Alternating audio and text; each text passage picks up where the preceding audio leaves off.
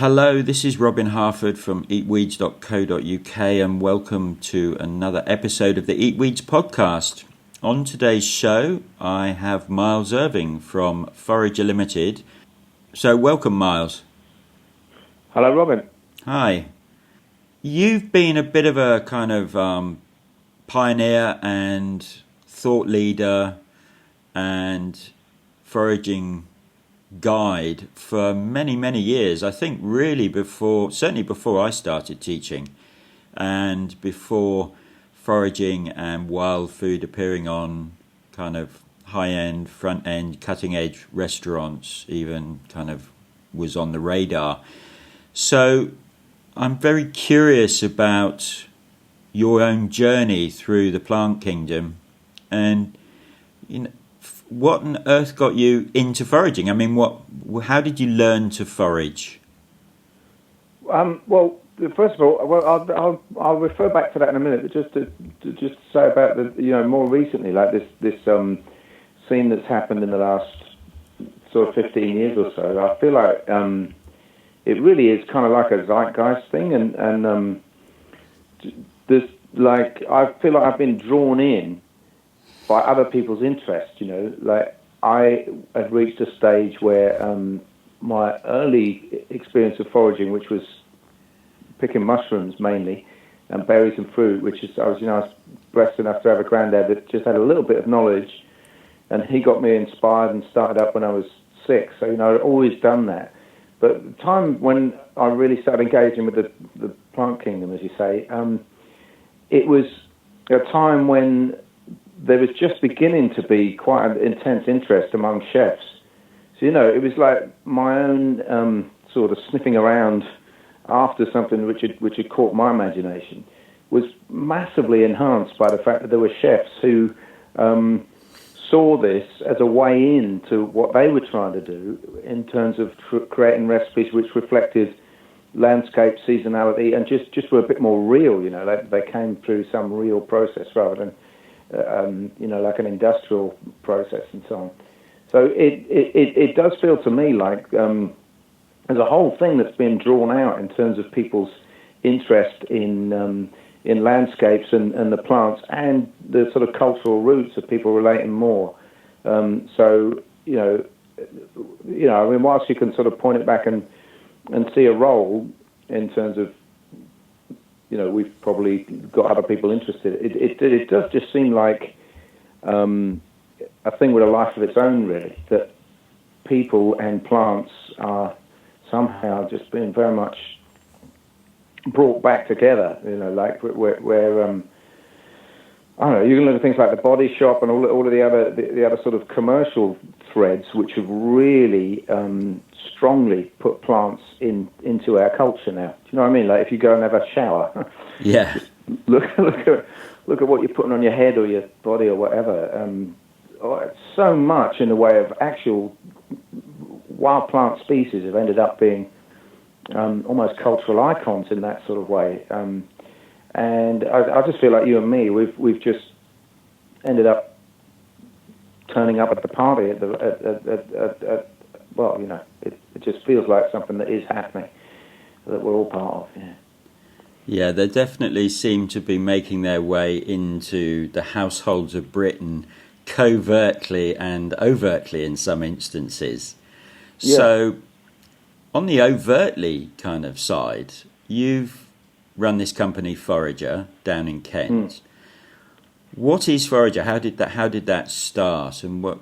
Well, yeah, I mean, I can just put some flesh on the bones of what I just said there, really, because I was beginning to really get engaged with plants back in like 2002, 2003. That just started to become much more of a focus.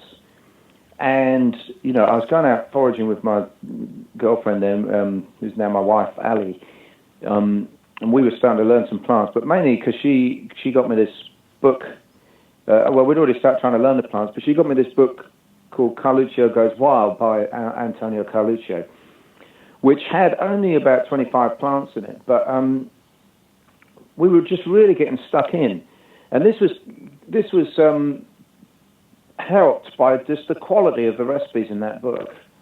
You know, just simple Italian recipes where we'd go on a quest for whichever plant the recipe was for. That was what was driving it. We want to be able to cook that recipe. So it'd be wild sorrel or wild garlic, or nettles is an easy one, but that was then transformed into nettle gnocchi, which was definitely not the easiest recipe. Anyway, it was just this instant satisfaction that was coming, you know, deep satisfaction, and celebrated with friends who we were sitting down to dinner with. Now, I should say, this was kind of making good something that had happened about 18 years previously. I had tried to sort of broaden my repertoire after seeing a wild food book on a friend's bookshelf. And you know, a lot of plants in there. We were, at that time, I was only really a mushroom forager and a fruit and nut forager as far as plants were concerned. And we went out and foraged fat hen, which was in the book, cooked the recipe, which was in the book, and the recipe was really bad. It was just really, I just didn't find the final result very satisfying at all. And it just put me off plants. I thought, well, you know, here's my earliest experience, right, going out foraging with my granddad, and he cooks the stuff up, and he's a rubbish cook, but, like, you can't really get that. Cooking a mushroom, you can't really get that wrong very too easily, and so they were delicious. That was an immediately self-reinforcing thing. Blackberries the same, roasted chestnuts the same. So this, to me, just, it was like a shudder coming down. Like it seemed to me that plants were just not as good. They're not as tasty, and so that cost me basically 18 years of my plant journey. I worked out the other day. Wow. Which was all. It was all made good by this fantastic book by Antonio Carluccio, you know, and there I was with Ali, cooking these things up and having a great time. So this is where we get to the bit where I actually answer your question. We rocked up at a place called the Good Shed in Canterbury, and it was a brand new opening. There was a local produce market, which to this day I think is the best produce market in the country. Above it, there's this mezzanine area with a restaurant using the stuff from the market. And a guy called Blaise Vasseur, the chef there, was really trying to was doing a great job of local produce, some organic stuff, seasonal produce, all from the market. Just like the kind of thing I was saying with what the chefs were really hungry after at that time. But he was an interesting guy because he's half French, and he'd seen people like Michel Bras and Marc Ferrar, really with the whole Nouvelle Cuisine thing in the 90s, crafting food around landscape and really with a strong emphasis on the wild plants. So he knew that was the missing bit. Okay, so we rock up, we see wild garlic soup. No, we saw soup of the day on the menu. Asking what the soup of the day was, we must have registered some disappointment when the guy told us it was wild garlic soup. But that was only because we've been eating so much of the stuff ourselves, you see. Yeah. And you know what it's like. You're not going to go out and want to eat in the restaurant what you've been doing yourself. We wanted something a bit different. Yeah. But when we explained that to this guy, he went and got the chef, who was just very excited, saying, look, you're doing some foraging. We really want that here. Can you help us? Can you work with us? And he kind of made me promise that I would come the next day with a bag of wild garlic for them, because they didn't actually have a regular supplier for that. I'm not quite sure where they'd got it from, but they were keen for me to do that. So that's how we got started, Robin. Just this one guy that could see how the whole movement towards local seasonal produce had to have wild food as part of it, you know. Yeah. And I think it was quite visionary in that sense, because no one else was really seeing that at the time. At least they didn't have a kind of, like, he had a bee in his bonnet about it. We later phoned people like Mark Hicks and Richard I say that, we phoned their chefs, their boys in the kitchen. Yeah. Who said, Mark would want this, Richard would want this. But to them it was kind of part of the thing. But it wasn't like they were on the search, like, got to make this happen, because they already were using the bit, and we just helped them to prosper it. This guy Blaise, he was really hungry for it. So had he not been, really compelled me virtually to bring stuff in. So what I'm trying to say is I didn't have this great entrepreneurial spark there that was saying wild food is it, for the restaurants. This is Yeah. the way it's going. It took me about 4 months to really, for the penny to drop, where I asked this guy, do you have some like-minded friends who would also like to have this kind of stuff on their menu? Prior to that, I was just doing it to please him. Yeah. Just like, all right, mate, okay, I'm glad you're interested in this. Have some of that then. And, yeah. So I suppose the one of the questions that comes to mind that obviously you and I have had somewhat heated discussions in the past over is around let me just clarify that, heated discussions in the past until we started understanding each other. Yeah. And realising that we were both in the same worldview regarding wild food. So the question that often I see on social media when people post is it sustainable? Yeah. Is gathering wild plants personally and to supply outlets, restaurants, etc., is it sustainable? So let's start with a controversial one. Yeah, well, obviously this is one we've bounced backwards and forwards loads of times, and as you say, I think we have a common view now, which is basically that's the wrong question. Yeah. Yeah. So the question is the global food system as is sustainable? And since pretty much everybody would agree that it's not, I suppose where we start from, having agreed that it's not, is that we have to be looking for alternatives. So, if foraging for plants was just some thoughtless thing that we did just off the cuff because we can and who cares sort of thing, well, that would be one thing. But actually, the exploration of gathering food from the wild, I should say, in terms of it being a potential avenue for feeding a lot of people, when we see that as an initiative towards doing things differently, then I think that's a very different starting point. It isn't just people just grabbing out of self-interest and no care for tomorrow. Then I think there's a couple. It's a big question, this one, but like the things you want to cover is, first of all, the methodology of most of what we do, and I think most foraging is, the bulk of it is picking leaves. Yeah. Or maybe picking the flowering stems before they flower. And what you notice with that is it's just the same sort of thing that any gardener does all the time. So they'll cut the lawn, and what happens? The lawn goes back. Nobody would say, I sometimes facetiously say, is cutting the lawn sustainable? Because we know that it's not even an issue. It just seems like a silly question. Yeah. Well, for us, where we're cutting leaves and they're growing back, in all of those cases, it does seem like a silly question. But if you do something like gather the fruits of the wild garlic, I call them fruits because it's a technical name, but like the seeds, yeah, the thing that develops after the flowers. Now, where people have done that and not been thoughtful, what's happened is that the wild garlic gradually sort of shrinks, and someone did that for long enough that the wild garlic would disappear. Sure. But that's obviously not sustainable. So it's just just a bit of basic thought about the life cycles of plants. Does cutting a leaf hurt that plant? No. Yeah. Does taking the fruit hurt the plant? Not yet. But it will do if you keep doing it. Of course. And you don't allow some seed to go back down to the ground. So, but I suppose the point is that anyone with any intelligence will notice that happening and will amend what they do. And in fact, the only reason I know about that, we have always just taken a few of those, right? We've never done a kind of let's take everything on the wild garlic fruits. But I know someone that has been a bit more gung-ho on it, and he noticed, and he fed that back to the foraging community. So, we're trying to get word out to anyone, which is good that it's going out on your podcast because it's going to reach some more anyone's.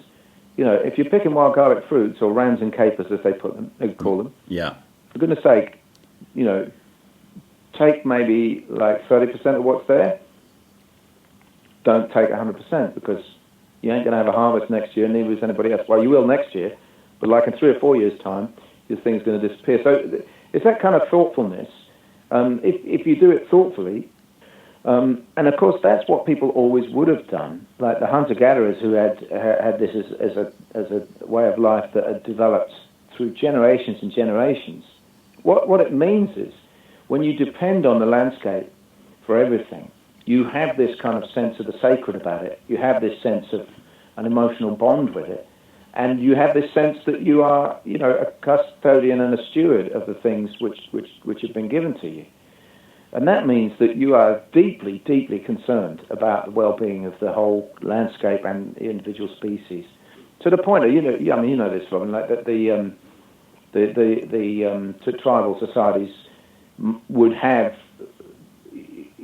particular stories and mythologies around particular species, or in the case of the Aboriginal Australians, they had individuals who would be responsible for the care of one particular species.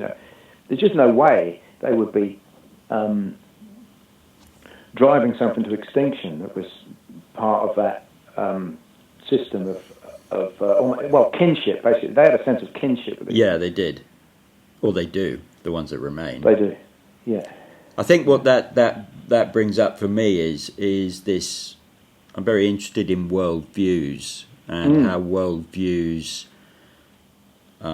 influence our relationship with not only ourselves, each other, but the rest of the earth. And the worldview of civilized, in quotes, peoples, modern technological, industrial, information culture peoples, is one of scarcity. And the worldview of the hunter-gatherer, and you can check this out with people like Marshall Salin who was an anthropologist in his book Stone Age Economics, and there's numerous anthropological works out there that have studied hunter-gatherer. He wrote a thing called The Original Affluent Society, didn't he? Yeah, he did. So the point of that is that the worldview of the hunter-gatherer is one of abundance. It's not one of scarcity. It's one of the land provides.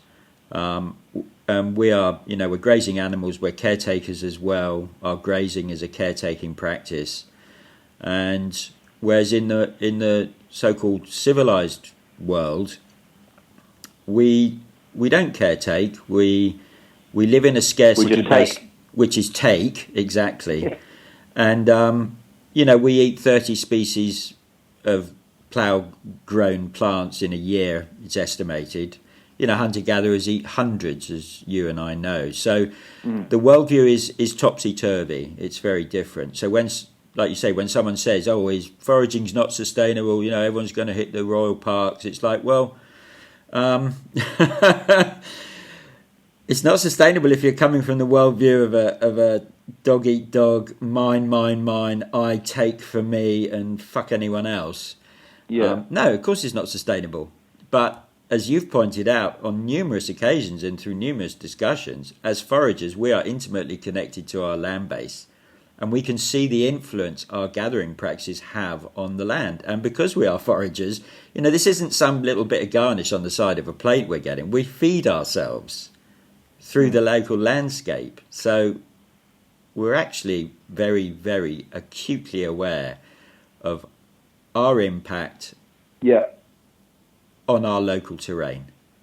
So so that kind of feeds into when the headlines have a bit of a hissy fit, and they all start saying, we should be banning foraging, like the New Forest puts up these not illegal these signs warning people not to pick, or the royal parks come out all red in the face. But can you expand on the whole thing of kind of the problem of conservation as preservation? Yeah, well, I mean, it's just so I suppose the thing is where we've ended up, right, is that there's a kind of business as usual on the one hand thing that is implicit in the idea of conservation, because what conservation does is it just sort of draws a line around certain bits of land and says, okay, we're going to conserve these bits because these bits are special. And they may well be special, but the point is that by default, everywhere else then is kind of not special. I mean, it's a bit simplistic, but it's basically the idea is that we accept that the whole industrial, consumer-driven society is a given, is a reality, and we're not going to change that. So basically, everywhere else is just accepted that it won't be diverse, lush, thriving ecosystems, you know, and I mean anywhere else, like London or your local housing estate or the field where the wheat that makes your bread comes from. You know, we just accept that we've lost that, it's gone. Yeah. But now we've got to cling on to this other bit over here. And of crucial and central importance to that clinging on to this other bit over here is that there's no humans, apart from the ones that are managing it for conservation. You know, we basically are saying that the place of the wild, this wild space, is a space that the humans aren't in, and in order to conserve it, we need humans out. You know, and that's just false.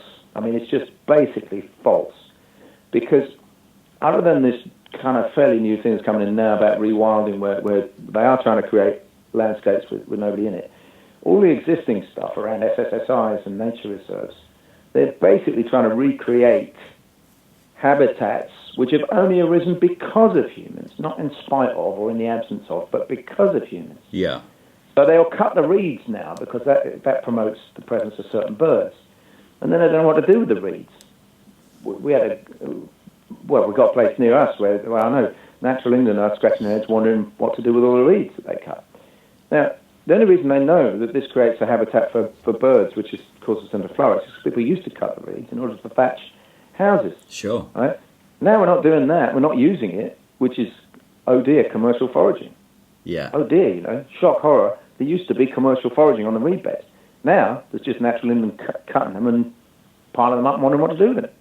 It's not commercial foraging anymore, so that's better, isn't it? That's bonkers, isn't it?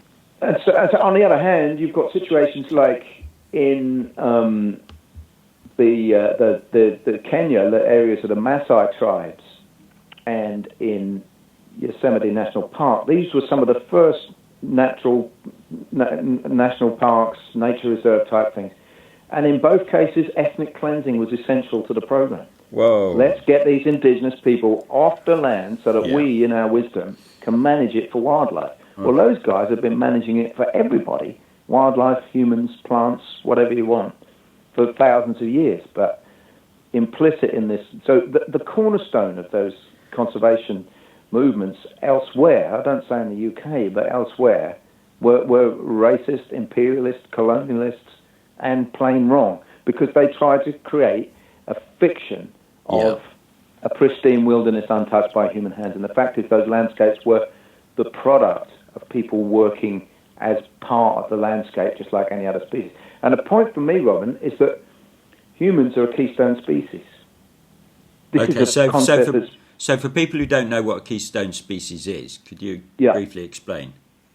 Yeah, well, of course, this is the cornerstone of conservation thinking, and one that I agree with. Like in Yellowstone National Park, when they reintroduced the wolves are a keystone species because they have a much greater impact on the overall functioning of the ecosystem or the thriving of that landscape, you know, than any other species, because they keep the grazing animals moving, so nothing gets grazed too heavily, and it's complex anyway. Beavers are the same.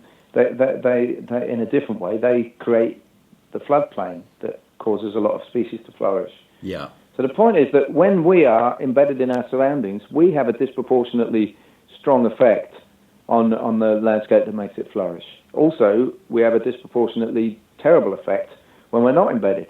But either way, we're a keystone species. We're having more influence on the biosphere than any other species. But the point is, what's gone wrong? And what's gone wrong is when we were vitally connected to land. And when I say vitally, like we were practically, economically, socially, and emotionally connected.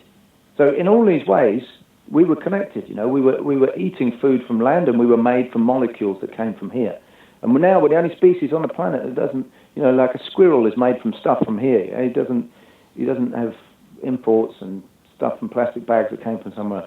Yeah. He just eats what's from here. So in all of these different biological, every other kind of way, we were vitally connected to the land, and that's how our keystone speciesness was functional, because we were, of course, like any other species, changing, disrupting, disturbing, altering, because life is a flow of movement and exchange, and if we weren't disturbing, disrupting, altering, moving, then we'd have been dead, but because we were alive, we were making things other than they would have been had we not been there. But the point is, they were better because we were there. Yeah. I know we can debate like certain things. Most people are pretty convinced that the humans wiped out the megafauna. I'm not convinced about that totally. But regardless, if we did or not, the enhancement of lands, on the whole, with human presence, was beneficial. So the point for me, Robin, is that the vital connection between humans and land, that's the thing we need to be conserving. Yeah. And the conservationists have got it totally wrong, because the very thing that is the keystone, the cornerstone of biodiversity, is people being connected to landscapes, people being economically engaged with landscapes, people making use of all of the wild things that are there so that they have... we're involved in the complexity of land, instead of which we go onto a piece of land, sweep absolutely everything off, kill the fungi, the bacteria, the plants, the animals, the insects, everything, just so that we can get one thing. And then that one thing comes into us. So the point is that biology is wonderfully complex and diverse and therefore flourishes, whereas humans reduce landscapes and apply a sort of mechanistic thing, so we just want one thing. But then we're also treating our bodies like a mechanism, and we're giving it one thing. So from that field that we killed everything, we just get starch. We get carb. We put that in our bodies, what happens? Our system breaks down. The land breaks down, we break down. It's all a mess. So this is we could have a week-long conference just on this one particular area, which maybe hopefully sometime down the line we will. But I just want some of the listeners to realise what our removal from being embedded with our land base has caused. I've got some figures here that I picked up at the weekend at a gathering that I was at, and with soil depletion. So we've got the stats, people. Got the stats, man. Got the stats to prove it's in the book. It must be real. So anyway, just entertain. This is from the people like the World Wildlife Foundation. So globally, we're losing 75 billion tons of soil each year. Already half of the topsoil on the planet over the last 150 years, according to the WWF. And we're seeing a persistent decreased productivity on 20% of our croplands due to nutrient depletion, erosion, and pollution. So that's pretty frightening when everyone's going, oh no, we can keep farming in the kind of industrial way that we have been doing. So another one with farming is half the world's population live in rural areas and 90% of the world's farms remain small scale, but they're in decline and squeezed onto only 25% of the world's farmland. That's from Grain Report Hungry for Land. In the UK, the number of small farms decreased by 11,000 between 1987 and 2003, and only 1% of the total workforce in the UK consists of agricultural workers, compared to, for example, 49% in Thailand or 75% in Uganda. And when you go so we have to discern the difference between industrial farming and agriculture and more traditional culture's way of farming. If you go into Asia, or India, I'm going to India in January, and I'm hooking up with local farmers who get a huge amount of their food produce from the forest. They are foraging farmers, and there's this debate. Exactly. If farming happened, agriculture happened. There was this absolute rigid line that came in through. Right, we were hunter gatherers, now we're farmers, and that's just with all the recent kind of research and evidence that's come out through anthropology. I think you and I have discussed a chap called James C. Scott, who's written a book against the grain, and it's absolutely not like that. You know, Native Americans would plant crops. They just didn't do it in the same industrial way we plant crops. And I know people... I'm not sure they even did selective breeding to begin with, did they? They were just... Don't know about that. I think... So that kind of, you know, importance of us getting embedded back into our landscape is absolutely, I mean, just vital. Yeah. So I want to just quickly move on, because you and I for years have, or maybe not years, but certainly quite a while, have talked about how can we engage the population of Britain more with wild food. Bearing in mind that, was it something like 80% of people live in cities, and you know the time is scarce and all this kind of thing, which again is a bit of a myth in our industrial worldview, that we don't have enough time to forage food for us. So you've recently come up with an idea for something called Wildbox. The Wildbox, yeah. Yeah, so could you just tell us more about that and what the purpose of that is for? So the Wildbox, at face value, appears to be like a subscription veg box containing wild plants, and it is that, but really it's a tool, it's a way to learn the plant. Other than having some, a mentor that you kind of almost live with, or certainly you have regular contact with, I think it's probably the most effective way that you could learn a lot of plants, just week on week. Because what I've noticed is the thing that a lot of us do now. I'm talking about foraging people like you and me that are trying to educate people. So we take people out for a day, and it's a very inspirational thing for people because they get to see basically the possibilities of, sometimes you might see 30, 40 plants or even more in the course of a day. But in no way that anyone can properly engage with all of those 30 or 40 plants and retain that in their memory. Yeah. I mean, I've done things like get them to stick each plant in a book. Sure. And then they've got like a little herbarium of everything they saw. And that means if they wanted to, they'd go back out with the book. But in practice, it only really works for the keenest, who'll probably people end up being foraging teachers themselves. Yeah. Most people, they might, at best, learn 3 or 4 plants that they actually would use again in the next week or the next fortnight. And likely or not, they'd probably come back to the same course next year and have to almost start from scratch. And that's perfectly understandable because, the way that we would learn that information ordinarily in real life, in traditional societies, is you wouldn't even notice that you learnt it. And when you notice how you learnt to speak, because you just pick it up, you just absorb it from your surroundings. And you'd absorb it when you're sitting down with everybody at the afternoon where they're preparing things, and you'd absorb it when you eat it 3 times a day and so on. So I'm trying to do something which will actually bring people into a deep, just that they really do know a lot of plants, and they really do get into a habit and lifestyle of eating a lot of plants.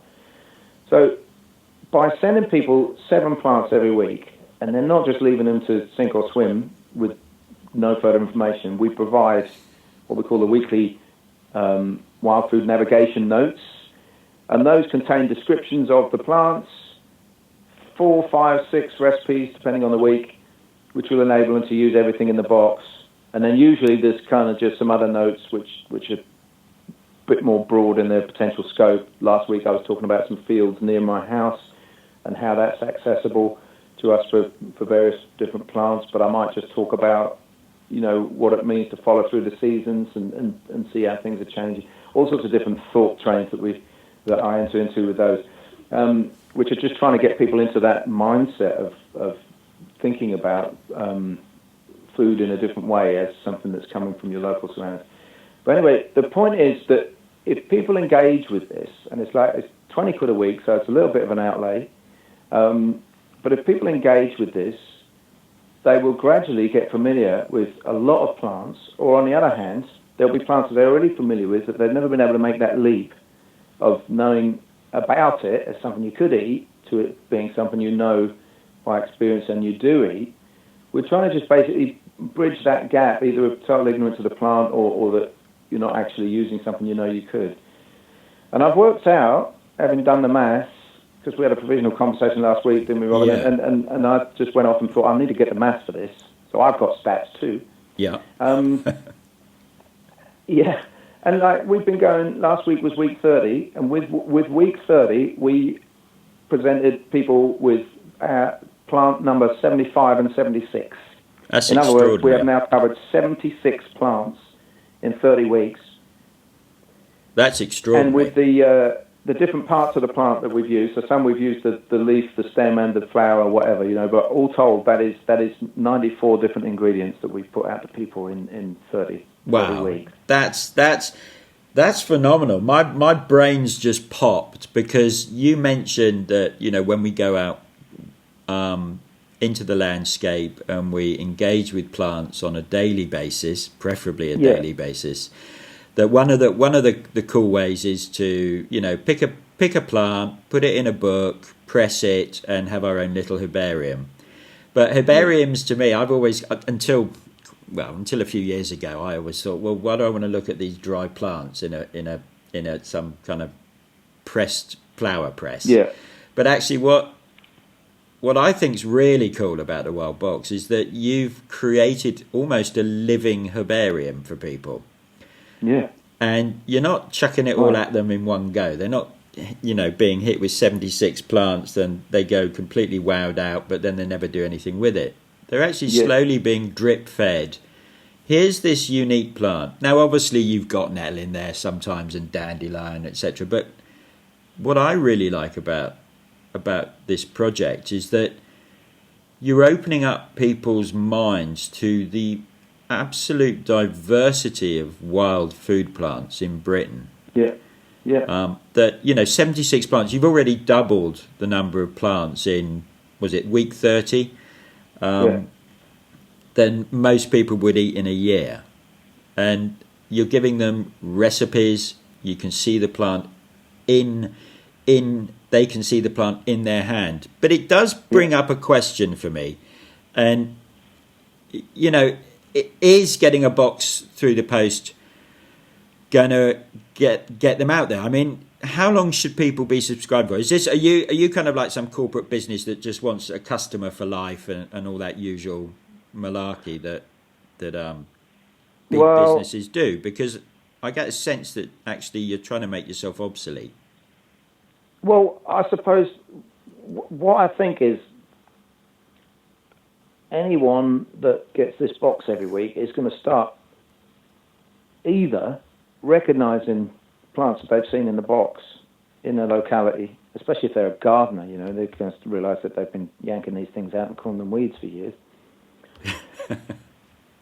Which is, so that pays for the box in itself.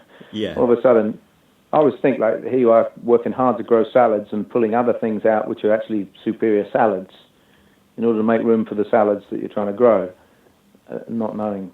It's bonkers. That's really bonkers, isn't it? I mean, this week, for example, we've got hairy bittercress going in the box, which most gardeners just hate and detest because it's so prolific and it explodes hundreds of seeds out when you touch it, when it reaches that stage, and then each of those seeds is going to create another hairy bittercress plant. So you have this magical transformation from thinking, curses, it's done it again. 100 bittercress seeds are going to now pollute my garden with another 100 bittercress plants, to just almost want to kneel down and say, thank you. Yeah. Thank you that I didn't even have to sow your seeds.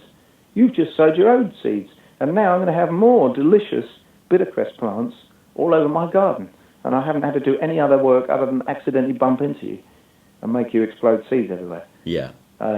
Anyway, so there's that category. People will realise that there's plants that have been there all along that they can eat because they now recognise them. And then there's the other category of people who knew about nettles and dandelions but didn't know what to do. Or they'd tried them and had a negative experience. And that's where my earlier story about the Carluccio book comes in. What, with the fat hen, yeah? What's that? With the fat hen. With the fat hen, yes. So I had a negative experience with the fat hen. I had a positive experience with the recipes in the Carluccio book, which enabled me to properly engage and connect with plants. So I've realised that actually the gulf that exists between people and those nettles that they're not gathering, that they never could, and they know in theory they could eat, the gulf is basically the lack of good recipes. And maybe it's also slightly the lack of the initiative to just gather that nettle and bring it into their house, because it's a strange thing that they don't have a routine for. It's going to sting them, and they have to remember to take gloves and whatever. Yeah. So we do that bit for them, and I feel like we are basically, it's like a match made in heaven, you know. Here we matchmakers, you know, you and nettles should get together, you're born for each other, that sort of thing, you know. Yeah. But how does that need to happen? Well, it needs to be a little process of that matchmaking, you know. And so we just weave people together with plants by giving them the plant, the recipe. There you go. And also a little incentive. If you just spend 20 quid on this, I know for myself, having had a veg box for the last 4 or 5 years with a local organic farm, which we're keen to support because they let us pick their weeds. And it's just so annoying throwing that stuff away, because you just think, man, I've got to get more organised and learn to use this stuff. So I'm just saying that when you actually pay for something, you're more likely to use it than if you picked those nettles and didn't get round to it. You think, oh, well, I'll just pick some more. But if you paid me for them, you're going to want to use it. So all round, we're facilitating people actually getting round to cooking nettle soup or whatever other simple recipe we've given them. And the feeling they get after that is so self-reinforcing of the activity. I want to do it again. I feel so good. And next time they want to pick them themselves. So either way, either because they've encountered a plant they didn't realise was there, because now they recognise it, or they've encountered a plant that they knew was there all along, all of a sudden the Wildbox means that they're gathering the stuff in their environment. So I would think that the vast majority of people are going to start foraging for themselves, and sooner or later they'll just think they don't need us anymore. And that's fine, because, you know, there are, whatever it is, 70 million people in the UK. We're not actually planning to do 70 million Wildboxes. That means there's a limit somewhere. And I don't know. At the moment, we think it's maybe a few thousand, that we could do a few thousand people. And then we'd have to cap it. So then we'd have a waiting list, and we would have to be sort of sending emails out going, come in number 7, your time is up. Like, you've been a Wildbox customer for a year and a half now. We think it's time you stood on your own 2 feet, because there's lots of other people waiting to subscribe to the Wildbox. Yeah. So it's an interactive educational tool. Extremely delicious, because I've sampled some of your recipes, and they're, you know, you put a lot of effort in, and you've actually made them first. Yeah. There's so many blooming cookbooks out there where, you know, you I don't know what the percentage is, but they, you know, some publisher approaches some celeb chef and he just reels off a load of recipes from his head. He's kind of imagining them. He hasn't actually made them. So when everyone else starts trying to make them, they end up tasting revolting, looking revolting, and just generally not doing what the book had promised. But they bank on the fact that nobody will. Most of those cookery books are just things to... Yeah, food porn, aren't they? You know, they're coffee table books, really, aren't they? Yeah. So, we're going to have to wrap and pack this pretty soon. But I understand that you've been getting a few awards for this little... Well, we got an award, which is good enough for us. We're only going for half a year, and we entered the Good Food Awards, which has just everybody does enter it. So they've got lots of industry folk, lots of chefs, and other people that work in the industry judging all the different product categories. And there was a box scheme category, a subscription box category, and we won. So we were just bowled over by that. Bearing in mind that all of the big boys were in there, Gusto and Abel & Cole and Hello Fresh, they're all in there. Wow. And we won with our, And who was that? Who gave the award? The Good Food Awards. The Good Food Awards. Yeah, the British Good Food Awards. Wow. No, sorry, the Great British Food Awards. God, blimey, I better get it right. Great British Food Awards. There we are. So you can go on their website and see that. And so we've got this thing that will do what we're saying. It will initiate people into a wonderful world of wild plants and cooking them and eating them. But I just want to say it isn't just for the general public, because when you said earlier about sending 75 plants to somebody and they just wouldn't know what to do, we've realised after years that we've kind of been doing that with chefs. Mm-hmm. You know, especially since that initial reaction I got from one guy. But bear in mind, that one guy was only receiving one ingredient at a time. We go rocking up to see new chefs, or have done, naively sort of hurling 35 ingredients at them at once, thinking that they'll just love us for it, you know. And whilst there's the odd one that is just for some reason lucky enough to have the time and a setup that enables them to experiment, most people, rather than doing them a favour, these chefs, like, we're just giving them a headache, you know. Here's a bunch of problems to solve. How to get Alexander's into your menu when it's actually quite a challenging ingredient. And it's no good me saying, oh, do this, do that, because that's not really, you know, if I was in the kitchen as part of the team, I could say do this and do that and show them. Or over the phone, trying to explain or put it in a newsletter. Really, I've realised that by introducing new ingredients to chefs, we're just giving them a problem. But the Wildbox is the solution, and it's like, it means we can introduce the new things without it being a problem, because here we are, here's this new thing, and this is what to do with it. Yeah. So we're also really wanting to engage chefs with this, especially, you know, there's a lot of interest amongst chefs these days in the wild ingredients. A lot of young guys especially are wanting to learn for themselves, but there's not really tools to learn. So people tend to use the ones that everybody else uses that are already. And even then, the engagement might not be so thorough, or, you know, might not really be exploring all the possibilities. Because, you know, like chickweed, yes, we can just put that on as a garnish. But, okay, what about a hogweed seed? What about the possibilities of hogweed leaf itself, you know, where... And the point is, you know, I'm not a chef, but I do cook with these things. Yeah. And I have cooked with these things for a long time. And I've had interactions with chefs who maybe have had an afternoon or a day to experiment, and we've made some progress with disentangling or cracking the code of what is this ingredient about and so on. And so bit by bit by bit, for 20 quid a week, any chef and kitchen or restaurant can take these 7 ingredients and learn, and the whole team can learn just based around these 7 ingredients. Bit by bit, drip by drip by drip, every week. And think about it, like, in the course of a year, I don't know what we'll be up to, but like, we've done 76 in 30 weeks, just over half a year. So I'm thinking we'll definitely be over the 100 barrier. We may be 150, I don't know, but that's a lot of plants or a lot of new ingredients for a chef to potentially get him, her, and her entire team to know about. So.